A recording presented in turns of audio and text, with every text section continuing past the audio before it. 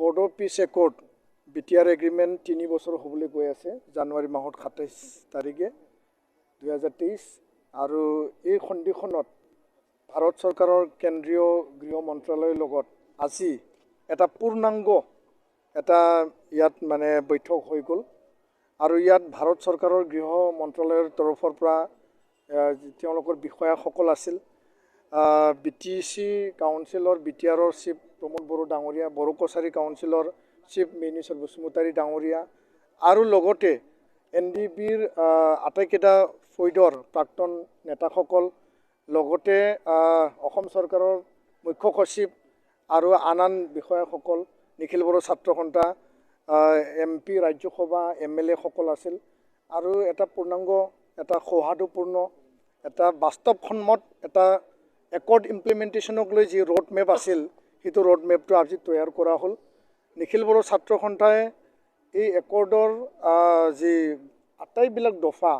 Time bound স্পীডি ইমপ্লিমেণ্টেশ্যনৰ কাৰণে আমি ভাৰত চৰকাৰক আমি আজি দাবী জনাইছোঁ আৰু অহা 2023 চনৰ মাৰ্চ মাহত 31 তাৰিখৰ পূৰ্বে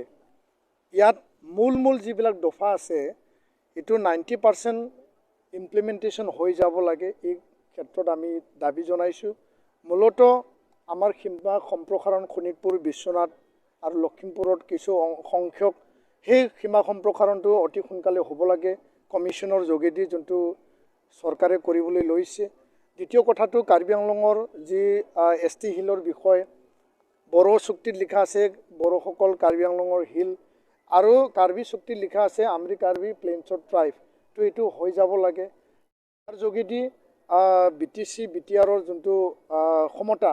এইটো অধিক কৰিব লাগে মোৰ অটনমি মোৰ পাৱাৰ এইটো আনিব লাগে আৰু 4 নম্বৰ বিষয়টো হ'ল যিখিনি অনুষ্ঠান প্ৰতিষ্ঠান আমাক দিছে 1500 কোটি টকা যোনটো কেন্দ্ৰীয় আৰু ৰাজ্য চৰকাৰে যোনটো পুঁজি দিছে ইয়াত যিবিলাক মূল অনুষ্ঠান প্ৰতিষ্ঠান এইটো অতি সোনকালে হ'ব লাগে এইটো আমি দাবী জনাইছোঁ আৰু 5 নম্বৰত আমি এই কথাটো স্পষ্টভাৱে কৈছোঁ যে যিখিনি NDB ৰিলেটেড যিখিনি কেছ আছে এইটো অতি সোনকালে উইথড্ৰ হ'ব লাগে তেওঁলোকৰ আধৰুৱা হৈ থকা যিখিনি হাৰ্ড কোৰ কেডাৰ তেওঁলোকে ৰিহেবিলিটেশ্যন সংস্থাপন পাব লাগে আৰু লগতে NDB যিখিনি প্ৰাক্তন নেতা সদস্যসকল 7জন লাইভ ইমপ্ৰিজনমেণ্ট পাইছে ৰঞ্জন ডিমাৰীয়া আৰু আন সদস্যসকল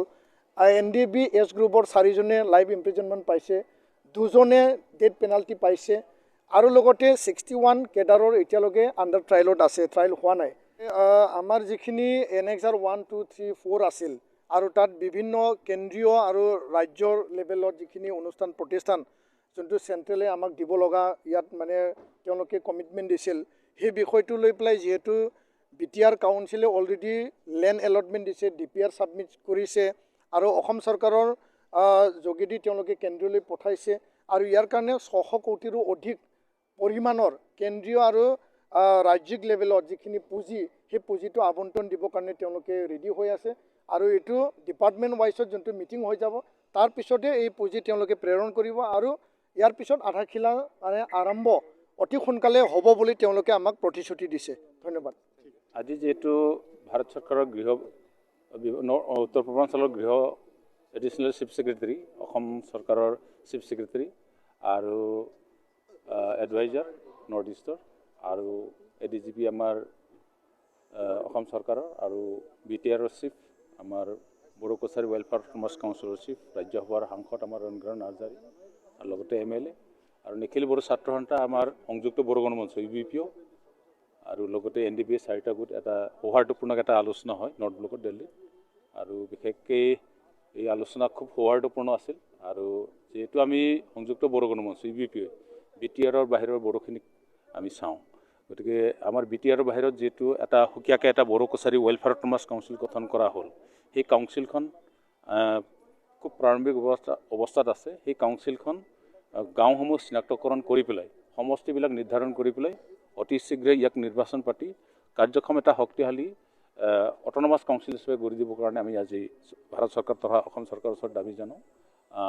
আলোচনাত ঠাই পায় আৰু লগতে যিহেতু BTRৰ বাহিৰৰ যিবিলাক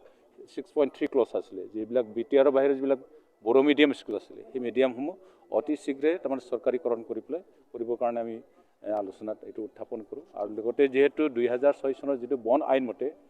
5.3 দফা অনুসৰি যিটো BTRৰ বাহিৰৰ যিমান নেকি জনজাতি লোক আছে, সেই জনজাতীয় লোকসকলক 2006 চনৰ বন অধিকাৰ আইনৰ জৰিয়তে সম্পূৰ্ণভাৱে ভূমিস্বত্ব প্ৰদান কৰিবৰ কাৰণে আমি দাবী জনাই আছিলোঁ। সেইটো আজি ঠাই পাইছে। এইটো অতি শীঘ্ৰে ভাৰত চৰকাৰ আৰু অসম চৰকাৰৰ পৰা অতি শীঘ্ৰে কাৰ্যকৰী কৰি দিয়াৰ বাবে আমাক এটা আশ্বাস দিয়ে। আমি তাৰ কাৰণে আমি দুয়োটা চৰকাৰকে, অসম চৰকাৰ আৰু ভাৰত চৰকাৰক ধন্যবাদ জনাইছোঁ।